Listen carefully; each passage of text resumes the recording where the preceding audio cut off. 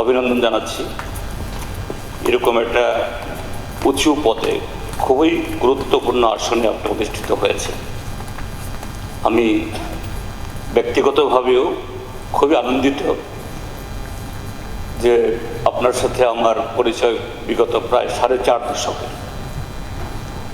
তিনি যখন ত্রিপুরা জুট মিলে সেখানে কাজ করতেন, আমার এক ভাতিজার সাথে মাননীয় অধ্যক্ষ মহোদয়ের ওনার বসম ফ্রেন্ড সে সুবাদে আমি প্রায় সময় যেতাম এবং ওনার কোয়ার্টারে খুব খাওয়াতো। তো যাই হোক, এখন তো বয়স হয়ে গেছে, খাওয়া তো চাই না।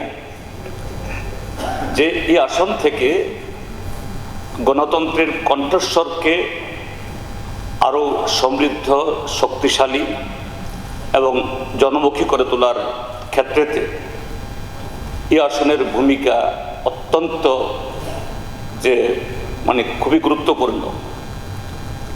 আমাদের দেশের যারা প্রথিতযশা যে সমস্ত পার্লামেন্টারিয়ানদের বক্তব্য দলমত নির্বিশেষে অ্যাক্রস দি বোর্ড আলোচিত হয়, যেমন পিলো মোদি, হিরেন মুখার্জি, অটল বিহারী বাজপেয়ী, তারা বলতেন যে house is of the opposition. তার মানে অপোজিশন হাউস চালাবে তা নয়।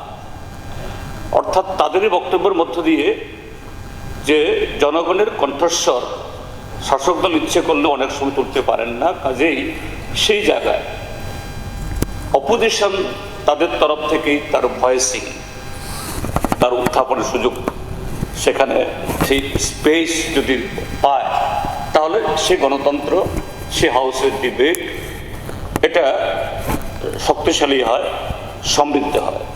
তো সেদিক থেকে সেখানে যে এই treasury bench, opposition bench, treasury মানে মেজরিটি, স্বাভাবিক গলার জোর তো সেদিকে থাকবেই।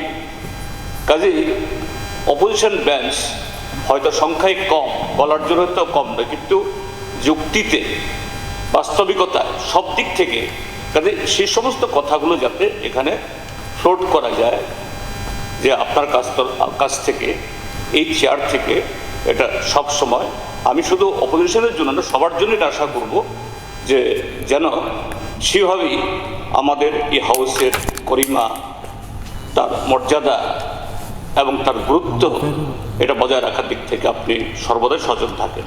আমরা প্রত্যেকেই কোনো একটা দল থেকে নির্বাচিত, আপনি নির্বাচিত হয়ে এসছেন, তারপরও কোনো চেয়ারে যখন আমরা যাই তখন যে দলের ঊর্ধ্বে উঠে সেই চেয়ার এবং সেই চেয়ার থেকে গোটা রাজ্যকে, গোটা সমাজকে, গোটা ভবিষ্যৎকে সেভাবেই আমাদের তার বিচার করতে হয়।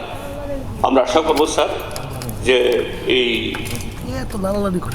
বিধায়ক হিসাবে, আপনি মন্ত্রী ছিলেন বিগত টার্মে, আমি তখন ছিলাম না, কিন্তু বিধায়ক হিসাবে গত 3টে টার্ম দেখেছি এবং রাজনীতিতে জয়েন করার আগে সামাজিক, সাংস্কৃতিক বিভিন্ন কর্মসূচিতে আপনার যে নিষ্ঠা এবং লেগে থাকার যে প্রবণতা, যে না আমি তার সাথে আছি, কাজে এই ক্ষেত্রটিও আপনি সফল কাম হবেন এবং সেভাবেই আপনি চালাতে পারবেন, এই আস্থা ব্যক্ত করে আবারও আপনাকে অভিনন্দন এবং শুভেচ্ছা জানিয়ে আমার বক্তব্য শেষ করছি। ধন্যবাদ।